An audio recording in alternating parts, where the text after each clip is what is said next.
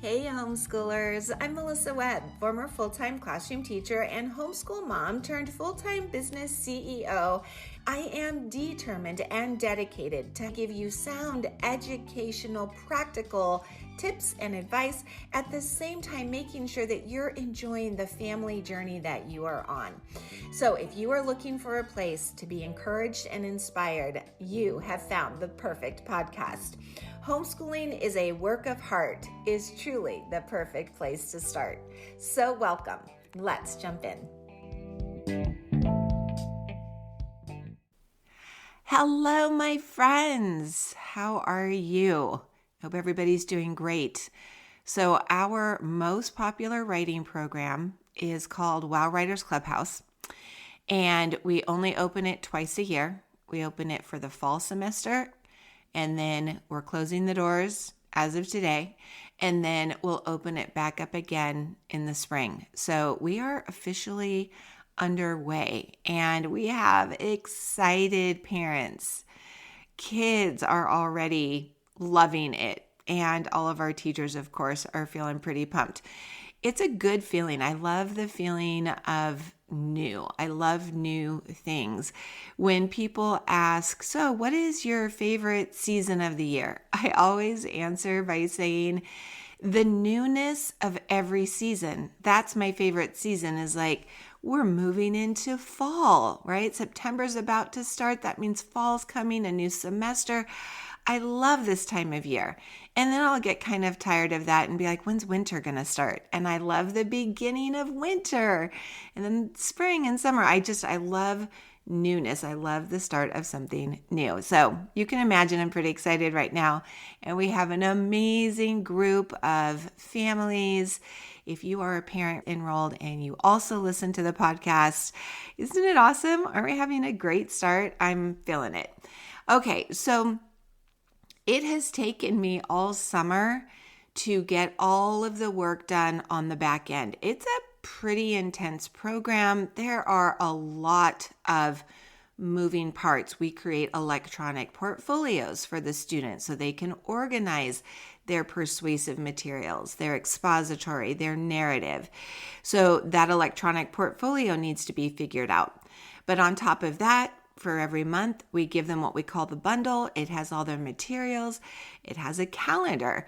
We tell them every week, hey, these are the 8 to 10 things we want you to get done. We've broken them into 5 30-minute sessions, but you decide what day are you going to intend to get that done.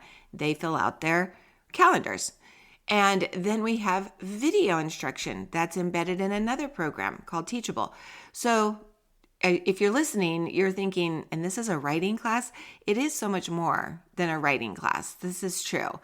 We do so much more. We hit so many reading standards, writing standards, grammar standards, conventions and mechanics standards, speaking and listening standards, computer literacy standards. You really get a lot out of this program. And we put a lot of work on the back end to get it all ready. So when the school year starts, we always start with the parents and we send detailed instructions. Like there's 10 steps we need you to do to get ready to start the first lesson. Then we ask the parents, work with your students and let's get everybody set up for success. Like I said, we have a lot of directions to give because the program is rich with materials and resources. However, I completely understand while they're onboarding with us, we are not the only people whispering in their ears. These are busy families and they are onboarding all kinds of classes and courses and co-ops and new materials. So I completely get the fact that a lot of parents quickly skim over those 10 directions and they miss so many details. And that's normal.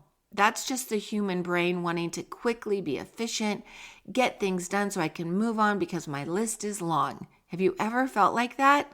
I just have to skim over this very quickly. I'm pretty bright here. I know I can figure this out. What? This isn't making sense.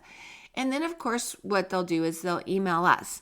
So now we're getting a ton of emails, which to me, when people are asking questions that I know I've already answered in the directions, for example, bad on me that I'm not clearer in my directions or able to communicate the directions better. That is something that I'm always trying to work on. And the thing is, sometimes I feel like I'm skimming. I say the same things to the parents that I do to the students as I do for myself. And that is what I say to parents, students, and myself is I really need you to slow down and reread those directions multiple times. For me, more than the directions, I need to slow down and reread the emails that so many families are sending me. We are all in a rush. And so this week, I want to spend a few minutes slowing down and talking with you about the importance of teaching our children and practicing it ourselves, that we are all slowing down and we are rereading the same things over and over again. And I'm not just talking about directions. Rereading things is very good for the brain, for my brain, for our children's brains, for your brain. And I know I've been a teacher long enough, I'll bring out a book and I'll say, hey, we're going to read this book when I've done book clubs or book units. And so many times, especially as a classroom teacher, I'd bring out a book and a child would say, oh, I already read that. As if one and done is something of significance and that to read it again would be redundant or a waste of time. Like, I've already read that. I don't want, we're going to read that. I already read that. As if it's a bad or negative thing. And I don't believe it is. In fact, I believe repetition isn't about redundancy and it's not a waste of time, because studies support me here.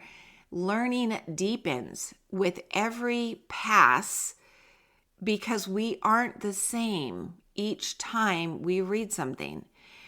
Something changes. Our perspective may change just a bit. Maybe it's been a while, so our experiences in life have shifted. Every time we reread something, we will get new meaning. Some kind of new meaning will pop out. You know, the biggest example that I think of, I'm a spiritual person. Are you a spiritual person? I am. And so every morning, part of my routine when I have my coffee is to read my daily Bible scripture. And I can't even tell you how many times I have read the same verses over and over again, but every time I am amazed at how the living word changes for me.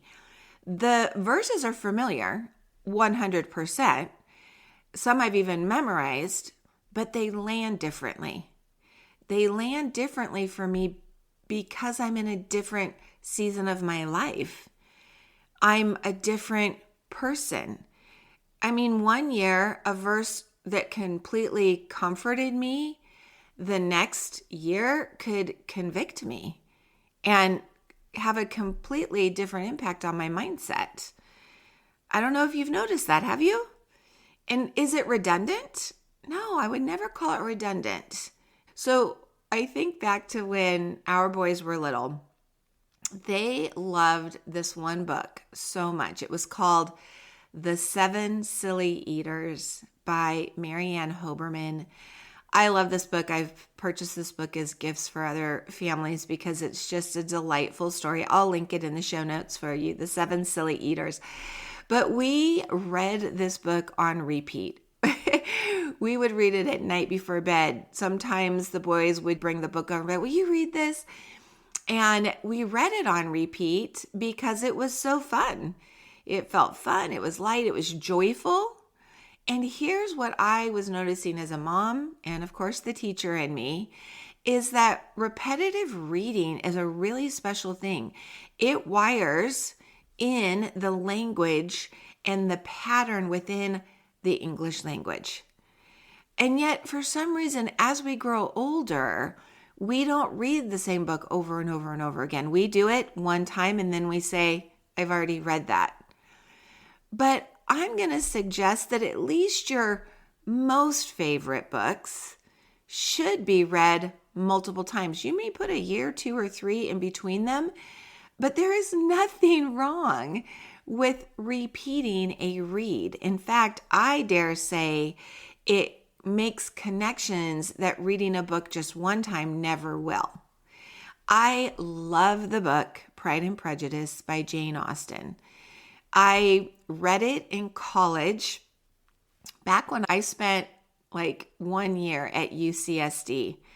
I don't know why I was at UCSD. That is such a science-minded school, theory-based school.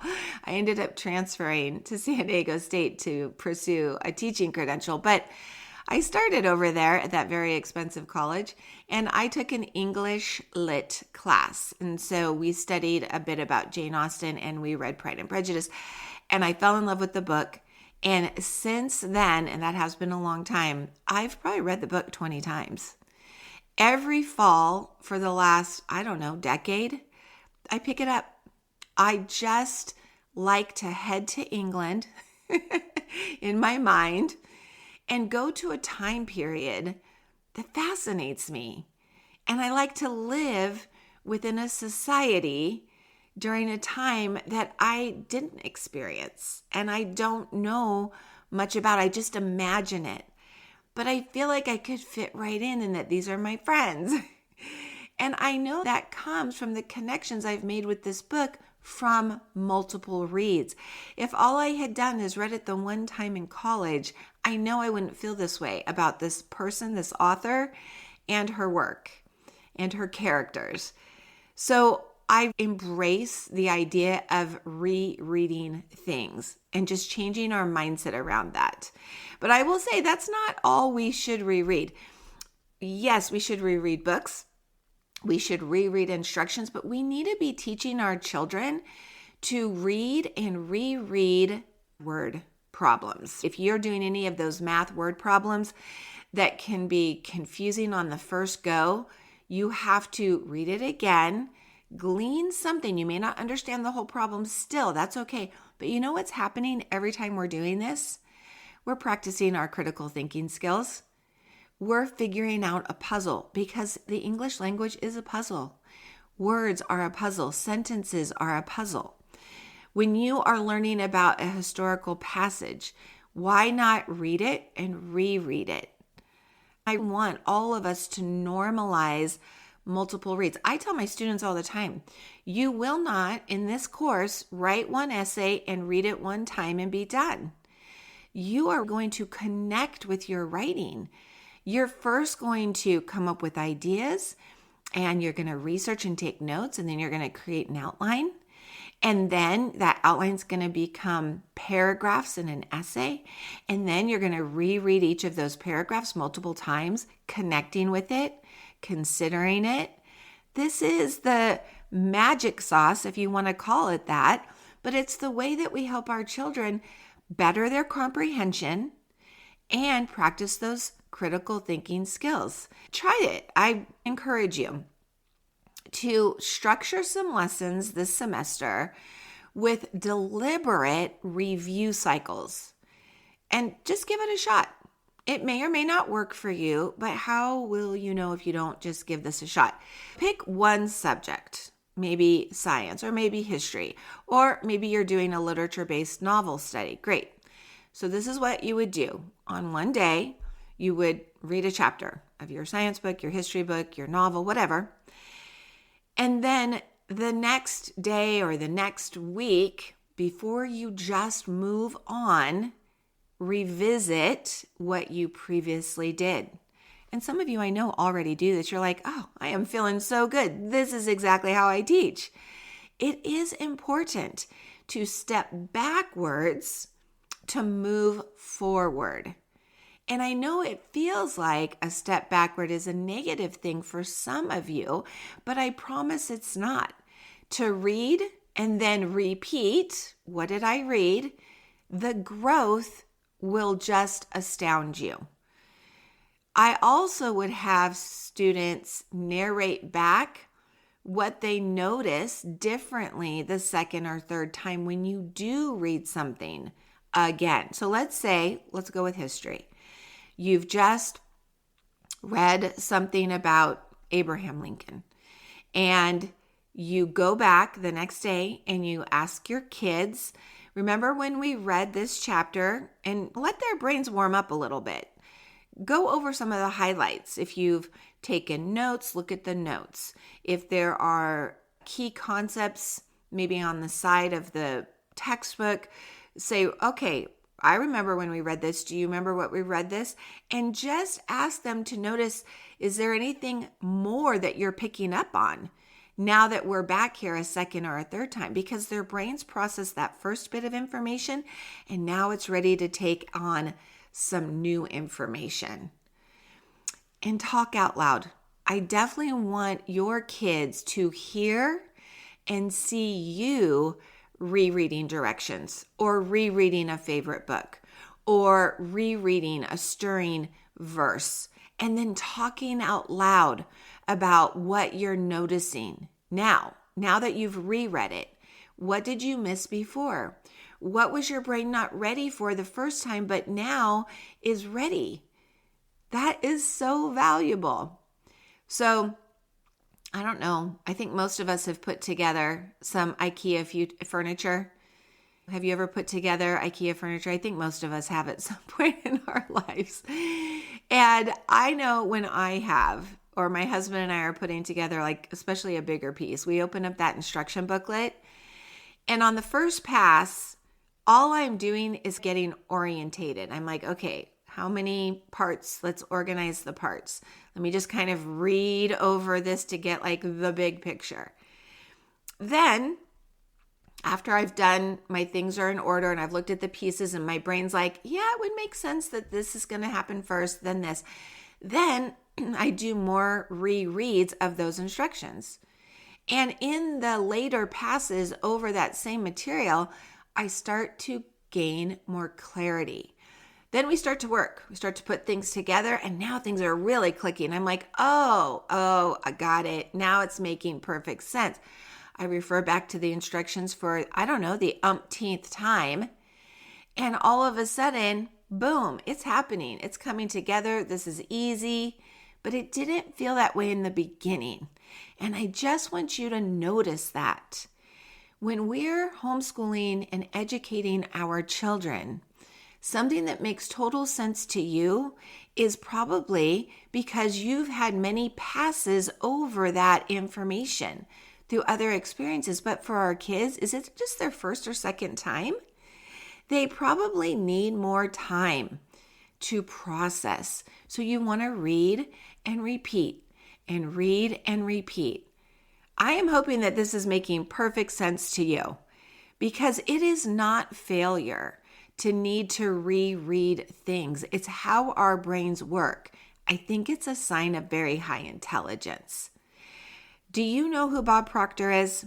I know I've talked about him in previous episodes because he's a mentor of mine, and he was a very wise man. He's no longer living, but while he was living, he said some amazing things that really left an impression on me.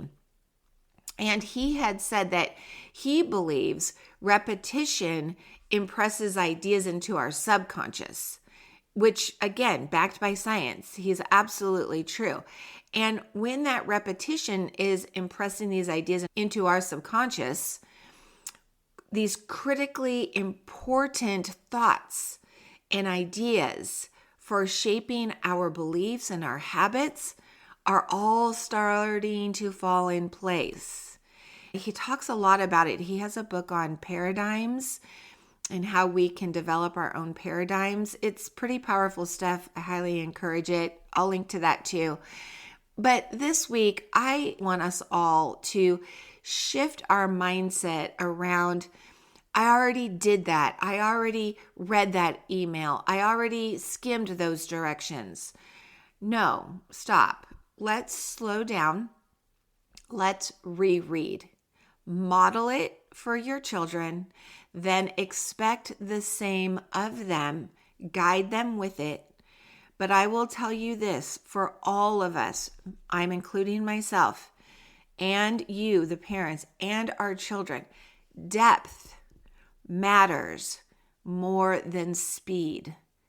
Quality is more important than the quantity of what we get done. I know society boasts otherwise. I know they do. But don't we know what's best for our children and even for ourselves? I think we do. I hope this week you can just take a deep breath. Literally take a deep breath. Slow your heart rate down. Slow your pace down. It's a busy, crazy time of year. Just reread all the things, search for deeper understanding, and exit the rat race that life wants to offer you. I think we will all benefit from such choices. Happy new semester, my friend. Right on.